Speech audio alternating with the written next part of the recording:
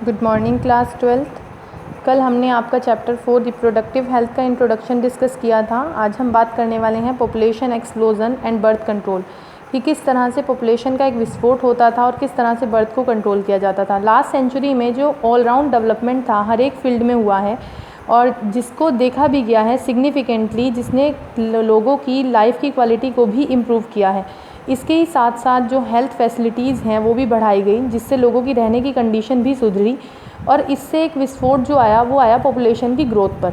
World की population जो लगभग 2 बिलियन यानी कि 2000 मिलियन 1900 रॉकेटेड से लेकर 6 बिलियन तक 2000 के थ्रू रिकॉर्ड की गई। एक सिमिलर ट्रेंड इंडिया में भी ऑब्जर्व किया गया। हमारी पॉपुलेशन जो अप्रॉक्सीमेटली 350 मिलियन थी इंडिपेंडेंस के टाइम पर, वो क्लोजली कहाँ तक पहुँची, बिलियन तक 2000 में मार्क की गई और 1 बिलियन मई 2000 में क्रॉस हो गई थी। इसका मतलब ये है कि हर एक 6th पर्सन जो वर्ल्ड में था वो इंडियन था और एक रैपिड डिक्लाइन देखने को मिला डेथ रेट में, यानी डेथ रेट कम होते चले गए। मैटरनल मोर्टिलिटी रेट और इन्फेंट मोर्टिलिटी रेट यहाँ पर ये बढ़ते चले गए। लोगों में जो रिप्रोड्यूसिबल एज थी वो प्रोबेबली एक रीज़न थी इस चीज़ के लिए। RCH प्रोग्राम ने भी इस सब को लाने में, पॉपुलेशन ग्रोथ रेट को डाउन करने में अपना रोल प्ले किया, जो सिर्फ मार्जिनल था। According to the 2001 census report, जो पॉपुलेशन ग्रोथ रेट थी वो लगभग 1.7% देखी गई, यानी कि 17/1000 पर ईयर। एक ऐसा रेट जिसमें जो पॉपुलेशन थी हमारी वो डबल होती थी 33 ईयर्स में। ये एक अलार्मिंग ग्रोथ रेट थी जिसने आगे चलकर एब्सोल्यूट स्कार्सिटी लेकर आई बेसिक रिक्वायरमेंट में, जैसे कि फूड, शेल्टर, क्लोथिंग। इसके अलावा जो सिग्निफिकेंट प्रोग्रेस हैं इन एरिया में बनाई गई। गवर्नमेंट ने लोगों को फोर्स किया इसके बारे में सीरियसली सोचने के लिए, ताकि वो पॉपुलेशन ग्रोथ रेट को चेक कर सकें।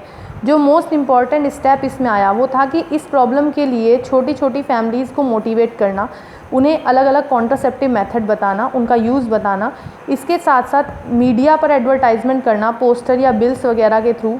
इसके एक हैप्पी कपल को शो करना 2 चिल्ड्रंस के साथ, एक स्लोगन देना, हम दो हमारे दो, we two and our to.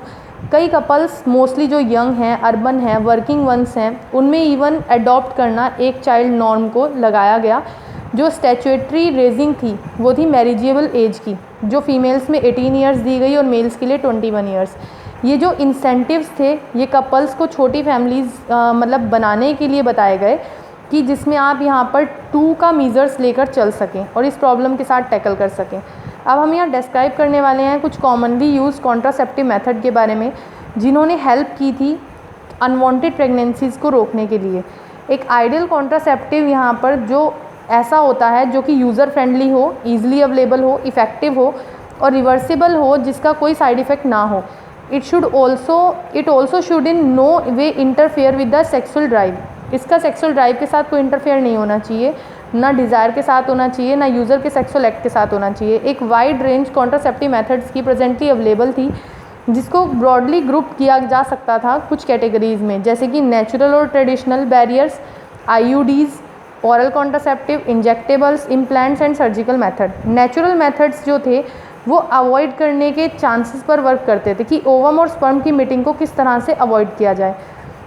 जो पीरियोडिक अब्सिस्टेंस हैं वो एक ऐसा मेथड है जिसमें जो कपल होते हैं वो अवॉइड कर देते हैं कोइटस से लगभग डे 10 से लेकर डे 17 तक, जो मेंस्ट्रुअल साइकिल में रहेगा, जब ओव्यूलेशन एक्सपेक्टेड हो सकता था। एज चांस ऑफ फर्टिलाइजेशन, जैसे फर्टिलाइजेशन का चांस हो, इसमें वो चांसेस ज़्यादा हाई रहते हैं इस पीरियड के दौरान, तो इसको कहा जाता है फर्टाइल पीरियड। तो यहाँ पर जो कोइटस था, कोइटस से इस पीरियड के दौरान उसको रोका जाता था। कॉन्ट्रासेप्शन जो था, जिसमें मतलब जो क्या कहते हैं, कॉन्ट्रासेप्शन ने भी यहाँ पर प्रिवेंट किया था विड्रॉल को और कोइटस को इंटरप्ट कर दिया था। ये दूसरा मेथड है जिसमें जो मेल पार्टनर होता है वो अपने पेनिस को वेजाइना से इजैकुलेशन होने से पहले ही बाहर निकाल लेता है और इंसेमिनेशन को अवॉइड कर देता है। या एक आता है लैक्टेशनल अमीनोरिया। इसमें क्या है, मेंस्ट्रुएशन का अब्सेंस हो जाना, कि अगर किसी को मेंसेस नहीं हो रहा है तो वो इस मेथड पर बेस्ड है कि ओव्यूलेशन जो होगा वो इसी मेथड पर होगा। इसमें जो साइकिल होती है वो इस पीरियड के दौरान नहीं होती, लैक्टेशन के दौरान या पार्चुरेशन के दौरान। तो इसमें जो मदर की ब्रेस्ट है, क्योंकि बेबी उसको लगातार फीड करता रहता है, तो जो कंसेप्शन के चांसेस होते हैं इसमें वो लगभग नील हो जाते हैं। ये भी एक ऐसा मेथड रिपोर्ट किया गया था जो कि इफ़ेक्टिव था मैक्सिमम पीरियड में। लगभग 6 मंथ तक इसको रिपोर्ट किया गया पार्चुरेशन के दौरान। इसमें कोई मेडिसिन या डिवाइस जो थी वो इन मेथड्स के साथ यूज़ नहीं होती थी, इनका कोई साइड इफ़ेक्ट भी नहीं होता था, लेकिन इसमें जो नील चांसेस थे वो फेलियर भी रहे कई टाइम पर, और ये मेथड काफ़ी हाईली लेवल पर यूज़ हुआ। बैरियर मेथड है जिसमें ओवम और स्पर्म की जो मीटिंग होती है उसको प्रिवेंट कर दिया जाता है, किसी भी फिजिकली मीटिंग को किसी बैरियर की हेल्प से रोक दिया जाता है। इसमें इस मेथड में बोथ मेल एंड फीमेल जो होते हैं वो कंडोम्स का यूज़ करते हैं। ये एक ऐसा बैरियर है जो कि थिन रबर लेटेक्स शीट का बना होता है। मेल में ये पेनिस को कवर कर देता है और फीमेल में वेजाइना और सर्विक्स को कवर कर देता है। कोइटस होने से पहले जो सीमन होता है इजैकुलेट होकर वो प्रॉपरली फीमेल के रिप्रोडक्टिव ट्रैक्ट तक नहीं पहुंच पाता, ये उस कंसेप्शंस को प्रिवेंट करके रखता है, या इसे हम निरोध के नाम से जानते हैं, जो कि एक पॉपुलर ब्रांड है मेल के लिए कंडोम का। कंडोम का जो यूज़ है वो रिसेंट ईयर में सबसे ज़्यादा हुआ क्योंकि इसके कुछ एडिशनल बेनिफिट भी हुए। यूज़र्स को ये सेक्सुअल ट्रांसमिटेड डिसीज़ एड्स वगैरह से बचाता था। मेल और फीमेल कंडोम्स जो हैं वो डिस्पोजेबल हैं, इन्हें सेल्फ इंसर्टेड किया जा सकता है और ये प्राइवेसी देते हैं। डायफ्राम, सर्विकल कैप्स और वॉल्स के साथ इन बैरियर्स का यूज़ होता है। रबड़ के बने होते हैं ये, और फीमेल रिप्रोडक्टिव ट्रैक्ट पर इनको इंसर्ट किया जाता है। ये सर्विक्स को कवर करते हैं कोइटस के दौरान, जिससे जो कंसेप्शंस हैं उसमें स्पर्म्स की एंट्री को ब्लॉक कर दिया जाता है सर्विक्स के थ्रू।